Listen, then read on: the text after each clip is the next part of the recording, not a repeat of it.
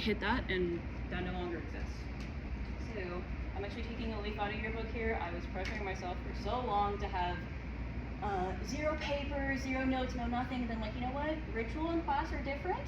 Because I infamously don't like to use paper when I'm doing ritual, but to me it's a little more important now to not forget certain things, and I'm not completely winging it, or at least I'm trying not to. There will be parts where it's kind of based off of my own, you could call it UPG, you could call it my own experiences with her, and I'm going to try to distinguish when that is, so y'all know when I am and I'm not pulling things out of my ass. So do with it whatever you will. I will not take it personally if y'all don't like my homebrewed ideas. So, social gatherings. Oh, and I guess the last little bio piece I always forget is I like to do, when time allows, I like to do something called Witchy Wednesdays, because I think it's very important for, just us in the community to actually hang out, to not necessarily, I used to try and have folks only talk about magic, and I'm like, you know what? Sometimes people need to talk about their boy problems to other witches. Because I am going to be that one that tells you to curse them. I really will, and I'll help you do it. So anyway, if they deserve it. If I think you're overreacting, then I will gently suggest a healing for you without judging you, but I'll be like, let's focus on you. You deserve some, some healing. Anyways, so I want to start off by saying, on this topic, among others, I am far from the most authoritative person I've ever met. I'm super grateful and privileged to know people that I consider true experts and true elders on the topic, but like OG druids, as I like to call it, that have this taboo against writing things down, so many of them have such like integrity to sort of not putting things into writing that they don't really teach. And I'm like, you know way more than me, you've been doing this for longer, you should be the one teaching. But they simply don't want the limelight, they don't want that, and while I respect that, I love my goddess, I love my path, and I want to just induce more conversations about her, if nothing else, and people can do with that what they will. So please do not take this as me saying like I'm some kind of guru and I know everything. Like I don't, I'm just really passionate. So going past that, I wanted to start off by saying that I made some kind of joke about how the reason that I started teaching, even though I'm not the most authoritative, is that like many other times where I'm like, when you see that really beefy guy at the gym, you're like, he's way out of my league, but you're like, you know what, fuck it, I will do it myself. If no one else is gonna do it, I will do it. And sometimes it works. So, because I'm a newer speaker, it is always a debate for me to like know exactly how to start. Do we want to start with the hands-on ritual thing? But frankly, the logistical reason of people are going to be late is why I don't often do that, and I don't want people to miss the action because I'm a benevolent lady. Because I would like to punish everyone collectively. But with this time around, I don't know where all of y'all are, actually that's a lie, I know where some of y'all are coming with this. I don't always know where people are coming in terms of, are you here because you want to form a deeper connection with this deity? Do you just want to learn more? Are you kind of unsure? So I don't want to thrust you into an experience with herself, not knowing like, hey, maybe they're kind of not trying to take it all the way quite yet. So I'm going to start by just discussing knowledge from the sources that we do have, and plenty of this is stuff that you can dig into for yourself for free on Google. I'll mention what it is, but it's like the Cattle Raid of Cooley, the 2 Battles of Moytura. All this is for free on Google. If you want to dig into it, I hope you do, because Celtic lore is actually unintentionally very funny. There's like many points in it where you're like, ooh, that was really shady. But it's kind of like, phrased a little differently. So anywho's, and I put in unintentionally funny and deceptively simple. So many prominent figures were constantly bloodthirsty and horny, which if you were called by the Great Queen, you can kind of relate to, odds are. I would guess you can kind of relate to that.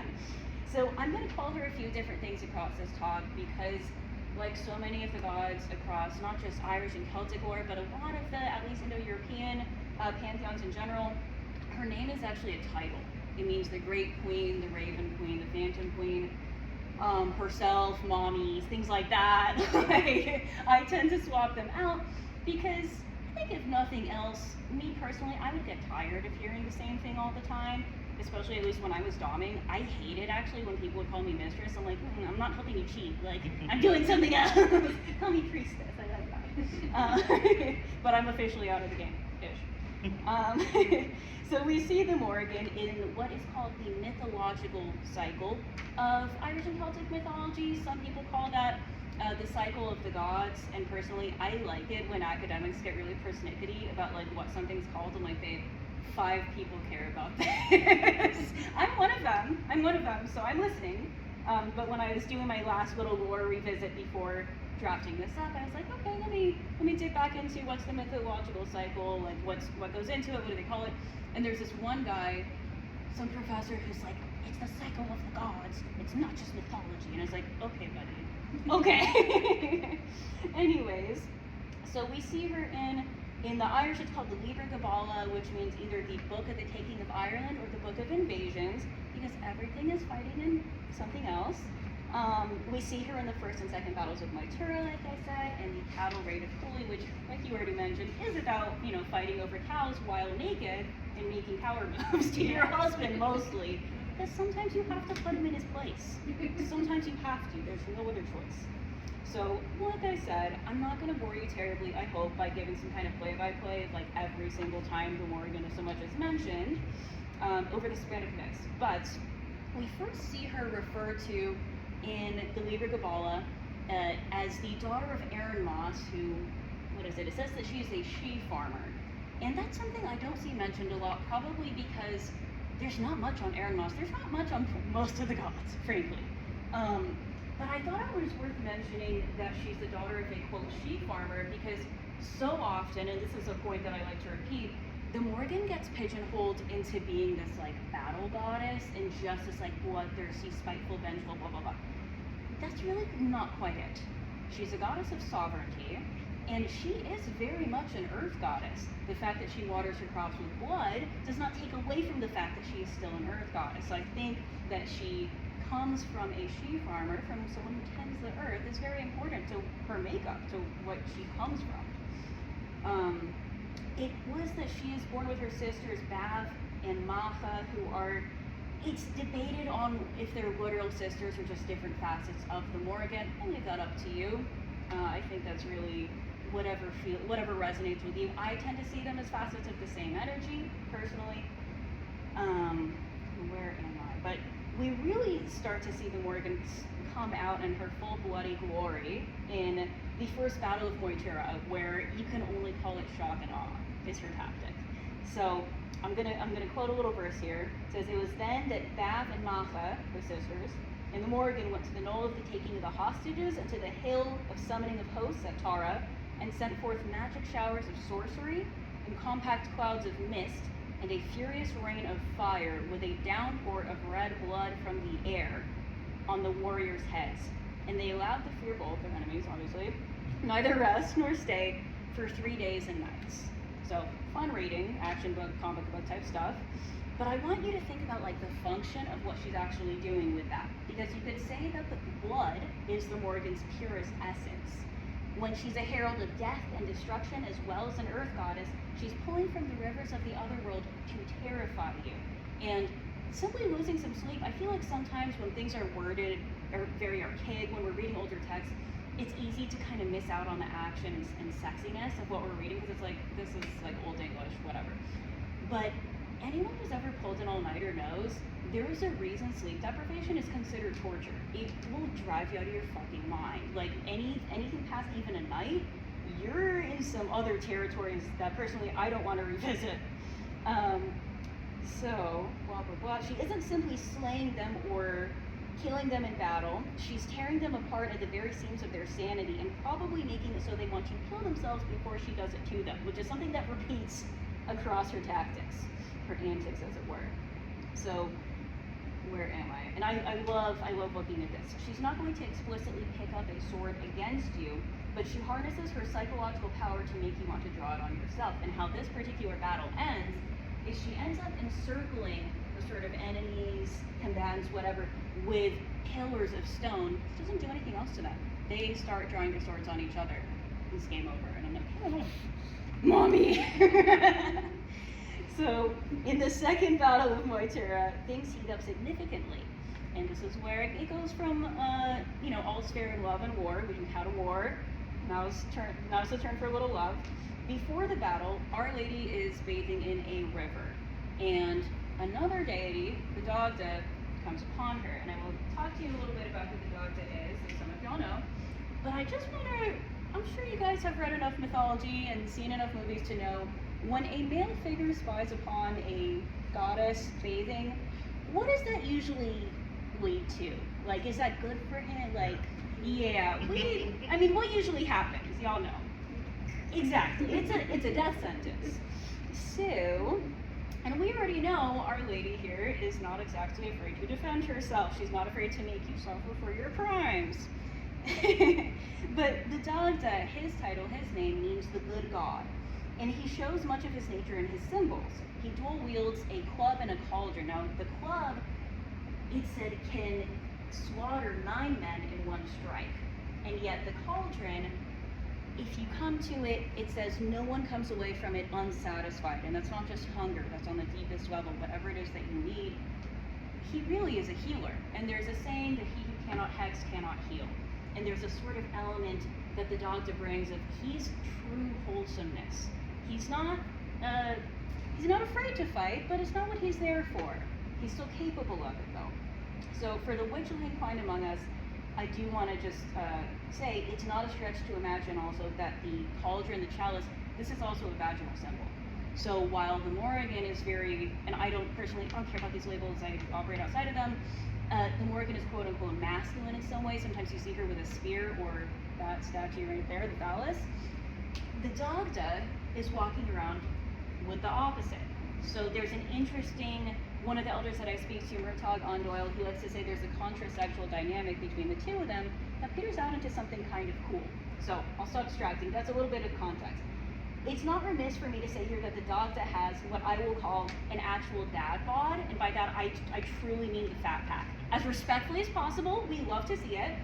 He gets made fun of even by the other gods who are like, you like oatmeal too much, you're drinking too much beer. And he's like, oh yeah? And then he still goes into battle, decimates everyone. He's like, I'm still fucking your bitch. At the end of the day, sorry, there's no, that's how I read what he's saying. And he is. So anyway, I saw fit to add, he's like a damn rhinoceros in that you might see him as big and fluffy, but under that fluff layer, it's literally all muscle. I don't know if y'all have seen the anatomy. Rhinos and hippos, they are not just fat, they are strong as shit. And that's how I see him. So, every last ounce of that weight is muscle, blah, blah, blah. So while he is very much jolly, he enjoys the sensory things in life, he can also fuck up your entire day. So, the good god here, anyways, he spies upon our goddess, and again, he is committing that usually mortal blunder that lesser and greater men, in some ways, have died for if gazing on the goddess while she's bathing. I already asked that question, blah, blah, blah. You guys are going to pretend I'm super smooth and cool. In this case, the good god knows that this is what has to be done.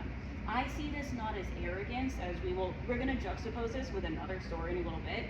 It's not arrogance. He's willing to put his life on the line because, again, the Morrigan is sovereignty. She's an earth goddess. You need to put your neck out there for her to be cool with you, to bring that power into what you're doing. So the land is cool with you, the feminine is cool with you, so that you have actual power, not just force, which is a theme that kind of quietly presents itself over the myths a lot.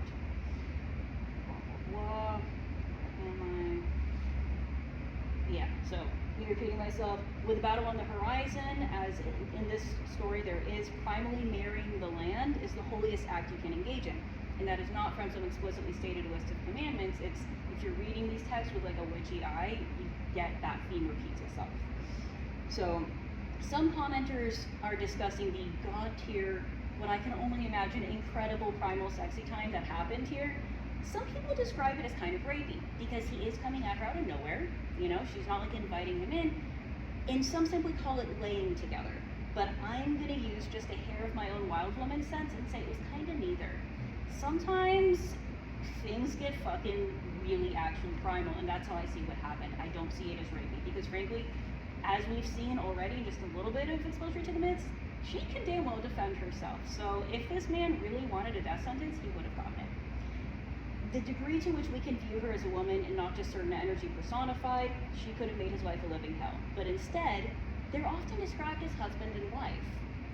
And they always find their way back to each other through whatever other dalliances or adventures. And mind y'all, again, they are both kind of horny. They are not monogamous. I don't see the gods as people, so you can view that as sometimes certain energies are mixing with each other versus people having actual quote-unquote affairs, but I think it's a little bit of both.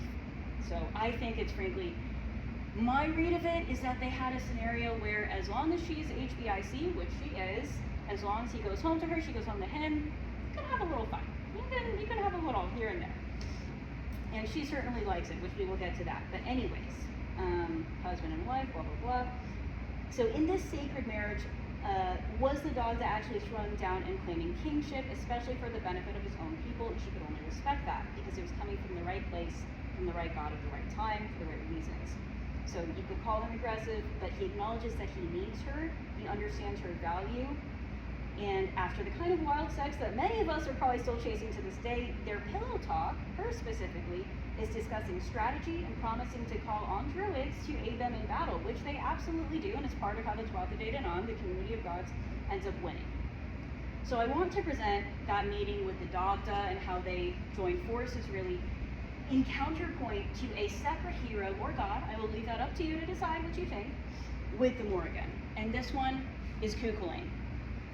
Cuchulainn is not the name that this strapping young man was given at birth. It was Setanta, which I have tried to find the meaning of. I think it's one of those, like, there was a tribe called the Setandi, and he was probably related to it somehow. There's no other meaning I can find.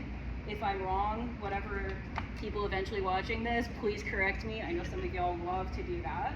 So, I would genuinely love the knowledge.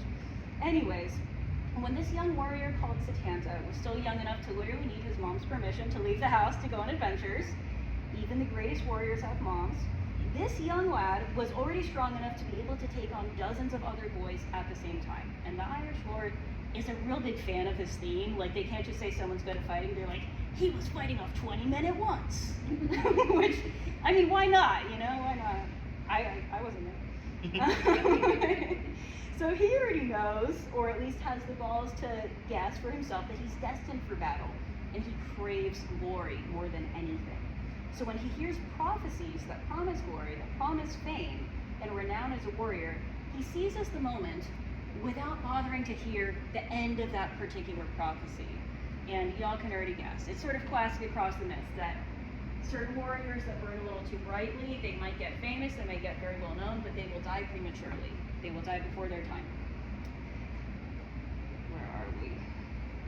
So he seizes that moment, doesn't think, too twice about it, and he grabs the king's sword and the king's chariot because he's so buff and yoked that no other chariot will bear him. Nothing else can handle his amazing muscles, which, okay. Call me, I guess. But with that stage being set, I will skip to the part where he's joyriding in this damn chariot, which not everyone is thrilled about this, because again, it doesn't say exactly how old he is, but he is not a grown-ass man. In his mind, he is, but to no one else. So I will skip to the part where he is bloodlusting so hard, he is already, I don't even remember, frankly, what the reason for the battle was, and neither does he. Because how they describe Cuchulainn in battle, it's not just being good at it. He's kind of the Irish berserker. And in The Incredible Hulk, like, y'all get the idea where he's not just seeing red, they call it like a spasm, a distortion, where he changes in spirit and physicality, where he, quote, knows neither friend nor foe. And for at least the time being, there's still a distinction of this is just in battle. He can kind of live his life, but for now, this is just in battle. Hello, my friend. We're walking in a beautiful moment. We're discussing his sexiness, Cuchulainn. Thank you, my love. I'm grateful that, again, many of us kind of already know each other, so I'll skip that part. If you don't mind, I will continue actually right where I was. Thank you. Okay. Woo. Okay, so as I refine my place, I just want to say real quick, this is where the humor, I think, is not accidental in a lot of the Irish myths, where they talk about always valuing this, like, yoked bull, and I'm like, I'm looking for a yoked bull. Like, clearly there's something that's being said here. And there's always this thing with cows, and I'm just like, dude, y'all, because I'm getting way ahead of myself. Let's go back to the story. So I will talk about that later. Cuckooing, joyriding, arrogant, blah blah blah. Skipping to the part where he is being super cool and fighting off like 50 other boys or whatever's going on.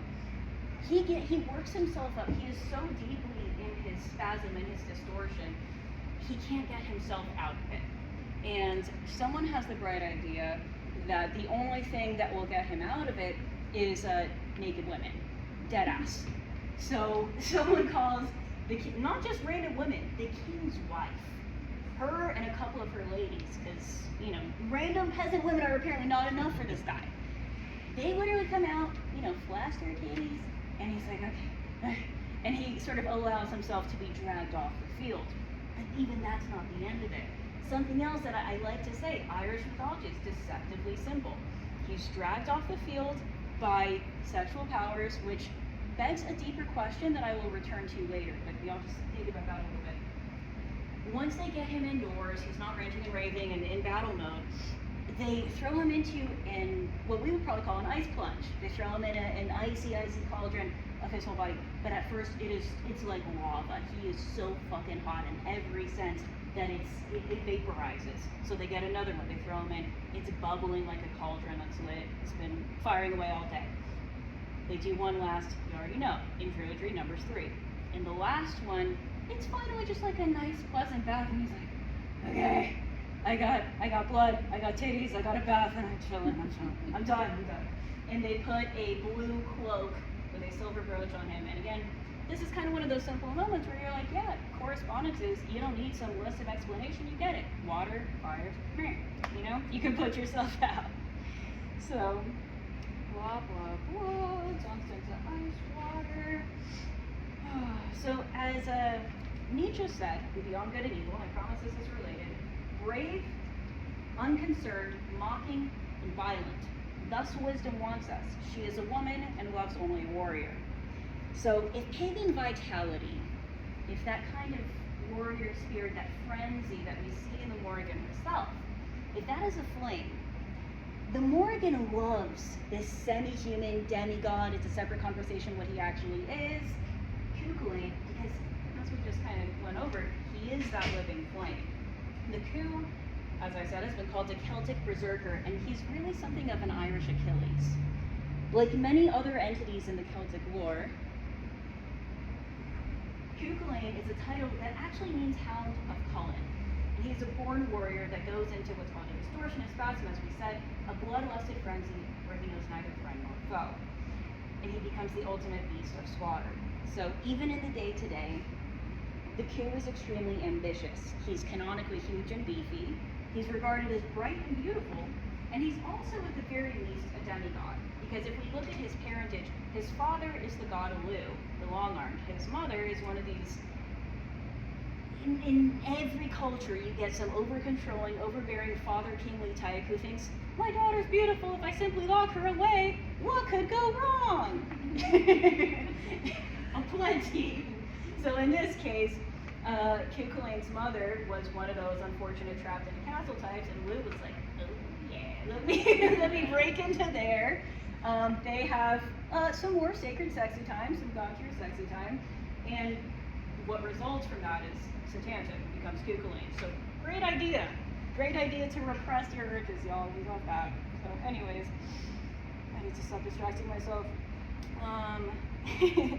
So we've gone over all this, what makes Coo interesting and sexy and fiery and whatever.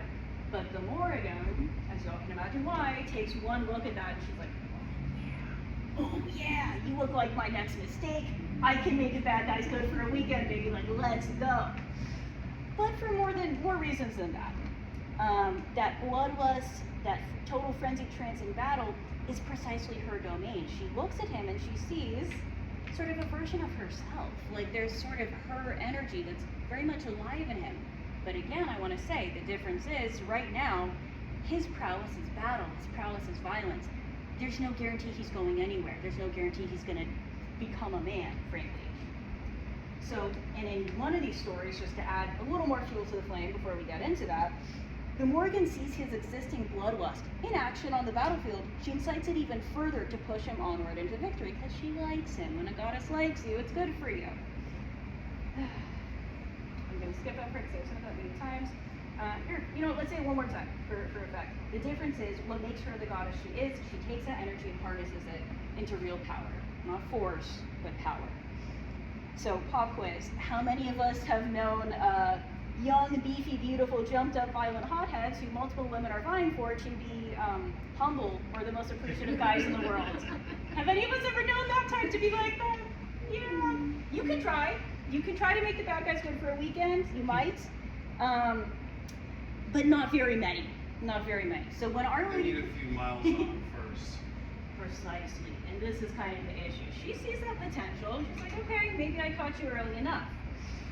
But when she, at some point, and I guess I ordered this a little funky, when Our Lady comes out, she likes what she sees, and she says bluntly to him, hey, get with me, and I will help you beyond your wildest imaginings. I will take you from a warrior to a king. Not just a king, a sacred king, someone who's integrated with the land, someone who has, who's in tune with his people, who's doing things for their good, which is not where he's at right now.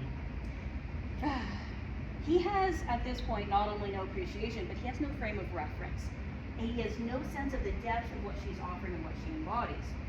So I want to give you even more context here, which I apparently already said, his father being a little bit long arm, his mother, blah, blah, blah. So not to defend the guy, I am not Team Q. In every single situation until now, he's been the strongest. He has been the most capable. He's been the most qualified in some senses, and other people have represented only obstacles or potentials to his own power. And at least in his own mind, he's never had a good reason to slow down before. So when the Morrigan comes out and says, hey, I will help you, let me help you, he basically tells her to kick rocks. He pretty much is like, I don't need no woman. Yeah, I can do this shit by myself. You're an arrogant ass bitch. I don't fucking need you. Good, have fun with that. She's like, oh, you don't need me? Bet. You don't need me? Okay. So they sort of get into this barb trading they start bantering with each other for a little second, where, I want a little bit of it down. Y'all can get the idea, but she's like, yeah, you can harness that masculine bloodlust violence thing you've got going on into something lasting and productive without those feminine earth powers being cool with you, without integrating what I actually represent and stand for, that. See how that goes. So she goes from being willing to aid him into sacred kingship into, before, I would have gone from the ends of the earth to help you, now I will hound you until you die. Not only until you die, but until your own arrogance, your own hubris, your own oaths, your broken oaths, rip you apart at the foundations of your being. As she said before the Battle of Moitura, whatever I follow, I hunt. And so now, Q-Coin has pissed off the literal embodiment of sovereignty and fate and will ultimately pay the price. The Q doesn't understand that, again, wisdom is a woman and love's only a warrior. The great queen that is sovereignty, she's kingmaker. And the only way to actually reach your fullest potential is by integrating what she has to offer. And a few things that are said during this period, I thought that I read this down, but whatever, I remember a little bit of it. He actually threatens to start beating the shit out of her, which is crazy. He literally specifically says, I will take your ribs between my feet, and she's like, I will turn into an eel and wrap myself around your feet so that you trip and die. He starts going off all these other things, and she's like, I will turn into a goat, I'll turn into a red heifer, blah, blah, blah, and I'll drive cattle against you so that they stampede you until you die. So you get the idea. And eventually she's like, okay, fuck it, you're too immature for this, and she just vanishes. She just disappears. So the Q does not, blah, blah, blah, I already said that. He makes the classic blunder of rejecting her. I'm so sorry, guys, I'm going over things a little quickly.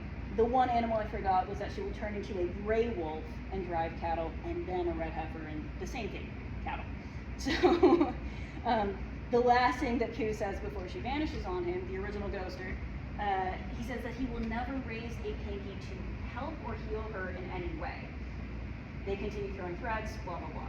And this kind of toxic train tracks to hell only increases. But in her transformed forms, she makes good on those promises. She really does turn into an eel when he's in battle to trip him. And he knows it's her, he knows what she's up to. He stabs her, and it gives her a wound that she maintains even in her more personally type form. She really does transform into a gray wolf, he stabs her again. She really does turn into a red heifer, he stabs her again. And since our boy dealt these wounds, there's an idea that he's the only one who can heal them. And she's not done with him. She's quite fixated on this guy because he had potential. So she transforms one more time, but not into an animal as she can. She's often seen as a raven, sometimes crows. She turns into what we often see in the myths of just an old, harmless old lady. You know, the hag, you're not trying to sleep with her, but you're not threatened by her either. And he sees her, again with the cattle, milking a cow. Just, which happens to be right by the scene of a battle that he was just finishing.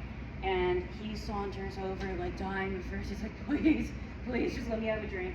And she's like, oh, if only you'll drink to my health, you'll bless me. And he's like, of course. And so he takes 3 separate drinks, and each time, each one of her wounds starts to heal, so she's back at full power again. And upon this point, she turns back into her sexy glory, her majesty, and she's like, I thought you said you would never help me. I thought you said you'd never heal me. And he's like, if I knew it was you, I never would have. Which is a direct quote. So dramatic. So when I say the Morrigan will not only kill him, but tear him apart by the virtue of his oaths, so that he might wish for death long before it comes, I'm going to tell you just a little more, if you're not terribly bored yet, of their story, so that you can get a little bit more of her character, and also because it's kind of fun. I enjoy it. So, in Celtic mysticism, there's something called a geish or geisha, and I've seen the few people that do talk about it, kind of, not that it's not dramatic, but they talk about it in these very dramatic terms, that it's like a death hex, or that it's a death curse. That's only if you break it. That's only if you misstep. You're not supposed to do that. The point is, to step outside of Morrigan-specific stories for a second, in Irish mysticism, Celtic mysticism, the quality of truth is so powerful that it is basically one of the elements.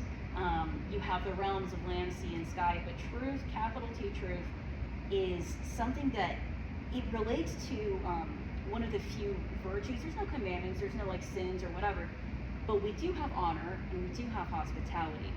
And what goes into that is the nature of our relationships with other people. And what do we bring to our relationships with other people, to the gods? Our nature, who we are at the core. And that involves capital T truth. So when you talk about geish, it's not a death hex per se. You are binding someone by the nature of who they are on a soul level. So across some of the other legends, you see geish that are put on people who really, really are into each other, they're in love with each other, but one of them is promised to someone else, and like they can't be together for logistical reasons, but they're dying to be. You see someone put a geish on them to run away together because it's their nature, it's who they really want, what they are. And this isn't explicitly stated. My personal interpretation is that something like that wouldn't stick if it wasn't coming from a place of deep truth, if it wasn't related to who they actually are. So how this circles back is Kugeling, when he gets that name, and I'm not telling that story just because I don't want to keep you guys here forever, and you can read it yourself if you wish. When he gets that name, once again, like the other gods, it is a title. It means Ku is hound of Cullen. Long story short, he, in one of his many frenzies, killed the guard dog of a particular king or well-known individual in that region. And in a rare moment of honor for him, he says, you know what, I killed your doggy, I will become your guard dog for as long as it takes you to raise another one. So that's how he gets that title. He never gets another one, because frankly, I think he should have had, and the Morrigan clearly thinks he should have had 3 separate iterations. The boy, Satanta, sort of, young man, Kugeling, there could have been a king element there, but he's like, I don't need you, bitch. Have fun with that. Sorry. Where was I going? Capital T truth. He gets himself wrapped up into not just one, but multiple geish, or geisha. One of them, as it relates to his name, is he cannot eat the meat of his namesake. And the ancient Irish, when we say hound, they're not only talking about dogs, there's different animals that they consider puppy-like, which I think is actually really cute. Because they were actually talking about otters. They're like, sea puppies. So I don't know how often they were really eating them anyways. Maybe it's like a desperate times kind of situation. But, so there's that in mind. Anything that's dog-like, you can't eat it, cool. And the other one, he cannot refuse an offer of hospitality from a woman. And as I already stated, he is not exactly hard on the eyes, so this causes problems for him many times across the legends. Although he responds to them pretty creatively when he's actually using his brain. There was one instance where a woman he knew he had no business being with and was being responsible for once, he's like, she invites him into bed. And he has a sword on him, and he's like, I'll sleep in bed with you physically, but let me put a sword in between us, because you know that means nothing is going to happen, okay? I'm not trying to father your child, there's going to be no shenanigans happening. So, anyways, he is capable of using his intellect on some occasions. Anyways, blah, blah, blah. So, the Morrigan being who she is, once the king rejects her and rejects his own call to sovereignty and greatness in turn, it doesn't take much speculation to say Our Lady took another deep look into this man, or demigod. She looked at his ambitions, she looked at his real abilities, and where those abilities ended. So as he went down his bloody path, he even got married, he had children, but he's drifting further and further from the why, from the sort of greater purpose that he once maybe unconsciously started with. But that prophecy that he took on as a child of, okay, you will be famous, but you're going to die, starts to hang over his head. And they both know that that's coming. So he starts to lose the plot a little bit. He starts killing too many of the wrong people. He starts killing people that don't deserve it. And that whole thing of in the beginning, he could tell friend from foe in his personal life, that line starts blurring, and he eventually kills his own son, not knowing that it was him. So eventually, where am I with this? When the time comes and the king really has ran his race, Our Lady once again presents herself.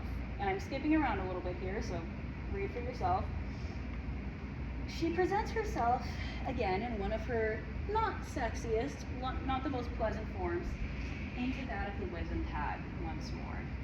And she is cackling over a cauldron of not the most appetizing meat in the world. And you guys already have an idea of what's in there. And you'll know his other geish. So when she asks him, why don't you come have a bite? It's over. It's over. His geish, the thing of them being based on truth is that you won't just drop dead if you break it. But it's like the powers that be will conspire to rip you apart because everything that you stand for is now bullshit. And the legends, the gods do not like that. So he already knows. Once he gets that, he knows who it is, he knows what he's doing. And in his blackened heart of hearts, he knows it's over for him. He's out of moves. And I want to say again, this is the Morrigan's power. She, at any time, across this whole drawn-out saga, could have just killed him, could have picked up a knife, could have even used her magics or whatever to make him drop dead. She didn't do that. Many, many times he had chances to use that other head to actually strive for greatness, to maybe want to hear the rest of the prophecy, as it were. But he continued to choose not to do that. So she turned it into a chess game, and he ran out of moves.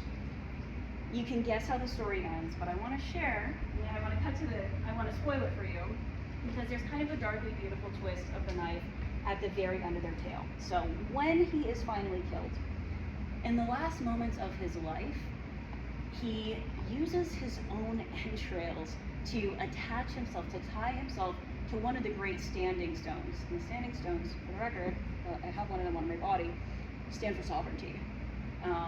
He, in maybe one of his first or only true act of sovereignty, he does that so that he doesn't die on his knees, so that he's standing and ready to meet her.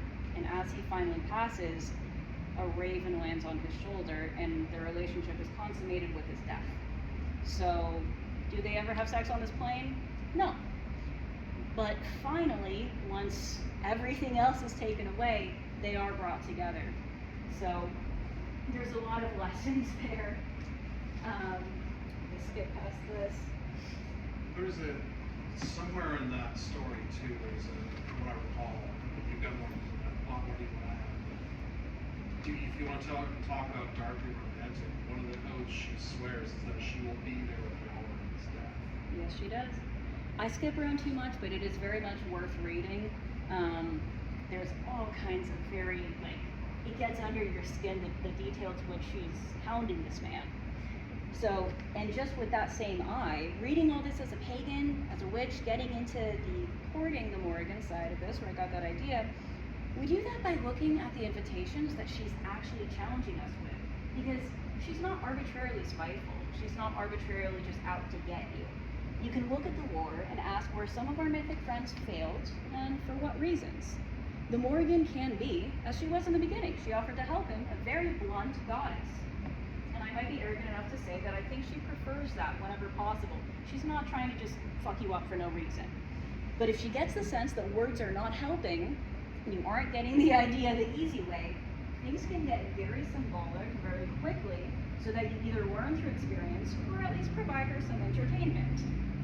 Which is, again, understating the situation. So the Great Queen is a shapeshifter. We especially see this when she becomes the personal reckoning of Googling. She takes the forms that she needs to teach the lessons at hand. So again, having something of a feral, bloodthirsty, sexually frenzied spirit might be a little bit of what draws you to her. But what will truly make your relationship with her flower is to rise to the challenge that she might not explicitly offer you, but is there nonetheless. And that's to actually cultivate some discipline and harness that energy so that it takes you from, I'll kill anything in my sight, or you could interpret that as, I will ruin every good thing that ever happens to me. I will destroy my relationships, I will destroy my family, because all I have is this rage and this energy and this fire.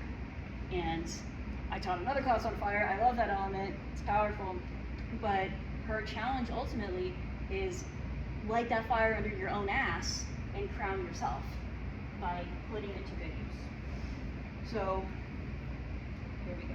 Something else that she asked of you that is the most difficult to embody when you have that energy and you're intimately close to it is patience. If Q could have incorporated some patience, he would have understood the weight of what he had received from her. He wouldn't have flamed out like a sort of young Achilles. If we would even take inspiration from, let alone become close to her, it's on us to understand that. So this is why I think it's important to engage with the myths creatively and not like fundamentalists, not as a literal dogma, because then you're missing the actual meaning, you're missing what's going on. If you read this like history, what would you see? Like a spiteful, vengeful woman who was mad that she got rejected, which is not remotely the reality of it. And fun fact, again, the Morrigan is married this whole time. She's married this whole time. You could see it as a toxic, messy situationship, but that's not quite what it is, because it's not a history book. The gods are not people. The deities are concentrated embodiments of energy, of living magic to tell us different stories, teach us different lessons at different times. So if you look more, you'll see what she's actually showing us. When she's sovereignty herself, when she chooses to strike or seduce us, it's all different opportunities. All of these are different moments to either become greater or let us be torn apart by the powers that be. So I'm gonna out a little bit of this. I did want to circle back to the sexuality piece, because as much as I try to take it back to modern times a little bit, I'm currently trying to spend less time online. I think it's a massive waste of time, and I end up wanting to get into fights with people that mean nothing, and it's super stupid. But something that annoyed me so much that it actually was positive is I keep seeing these damn traditionalist pagans who are using paganism to try and LARP the 1950s. I'm like, okay, you have this religion fucked up on so many levels, I'm gonna write a book on why you're wrong. So I have to thank them for that, because very little inspires me quite like being that fucking annoyed. So I want to talk about that piece, and we didn't explicitly get into it too much, but even in the few stories we went over, there is, some sex and violence. And I want to just say, with Celtic mysticism, the myths, and especially where the Morrigan is seen as a goddess of sexuality, among other things, there is no value on purity.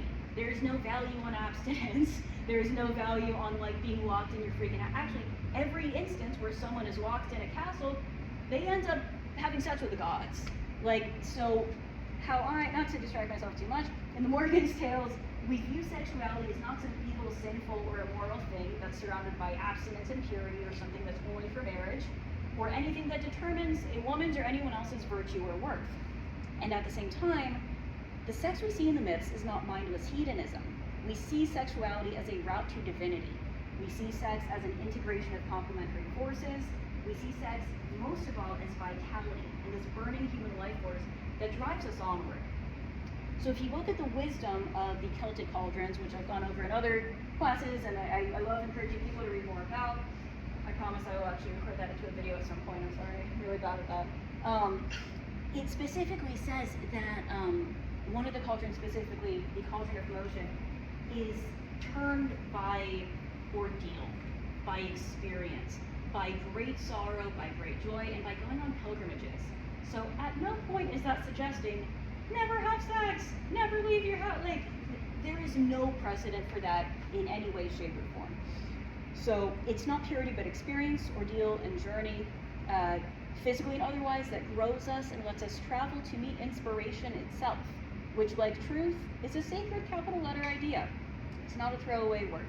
So sex and death are initiators, they are portals, and we would be fools to not see that. So, blah, blah, blah, the ravens, yada, yada. So, that is all the formal stuff that I have. For whatever it is worth to anyone, I did want to kind of end it, not to make it too morbid, by saying my own in-route with her, came from intense anger. It came from, late teens, early adulthood, I was assaulted repeatedly, and I was carrying around fucking rage, at all times, at people who didn't deserve it, at people who were not responsible for anything. I felt like my head was on fire, and there was nothing I could do to put it out. But then I met people that were into Our Lady, then I started reading more about her, and then I kind of started, this has been on and out, not exactly bodybuilder, but I started lifting a few weights. And I started to have a context where that rage and everything that I was walking around with had somewhere to be harnessed, and it had something redemptive, and it could turn into a deeper relationship with something that wants to see you on your feet. There is, the same way there's no virtue in virginity per se, unless you feel like it, there's no virtue in being nice all the time. The moral of the Morrigan's various stories is not to fucking control yourself. She hounds this man until he dies, So I think that there's a beauty to the fact that paganism is not about, or at least this form of druidry and the flavors that the Morrigan suggests to us, it's not based on the idea that the world is perfect or that we have to be perfect. It is based on the knowledge that things are fucked up. Things are very fucked up. And, so often those that survive and those that become great are not the purest among us. They are people who take all of that and sort of alchemize it into more and more skills. Something that the gods love, that we see across the different myths, is skill. And refining what you have, taking it from that sort of base metal, whatever, fire level of creation, and letting it become a portal to divinity, to them. So the same way that Cuchulain's father, Lou, I love as a god, because he's kind of the ultimate Renaissance man. He takes all this fire and radiance and brightness of spirit that he has and channels it into crafting. And there are a few different references to the Morrigan as being related to crafting. I think it's just because, again, she loves skillfulness. I don't know if it's specifically that she's like a goddess of crafters or whatever. Where am I going with this? But it sort of ties into this idea that I tend to think in druidry, and especially when you are related to the Morrigan in any way, capability is a sacred duty. And that's why, from my own personal place of everything that I had went through, and picking up some weights, and every single time over the past couple years at least that I pick up those weights, I'm either silently or verbally intoning her name, I'm intoning her titles, I'm giving that sweat and that struggle and that pain to her because it fucking sucks. I love it when people act like working out doesn't suck. It just sucks. But there's this phrase, this idea that strife alone grants the crown. And so to willingly take that on and be like, yeah, life fucking sucks, and not necessarily glamorizing that, but going, okay, this is the sort of pagan spirit of, I will meet it head on. I will have that cockroach DNA, I will be more stubborn than you, I will out everything you. And not to be too arrogant, I think she loves that. So I covered so much territory here, and I thank you guys for listening. Can I ask, do we have any thoughts, any questions, anything? Please. Well, I've loved Morrigan for many years, but our relationship has been a little bit of a rocky place over the last couple of years, I would say. And I can say that what you've said has really resonated with me today, that, maybe she's giving me some stripes so I can overcome. And that's an okay place to be. I love it. That is her style. That is her style. I do have a little something planned for y'all at the very end of this, but I just want to make sure that if you had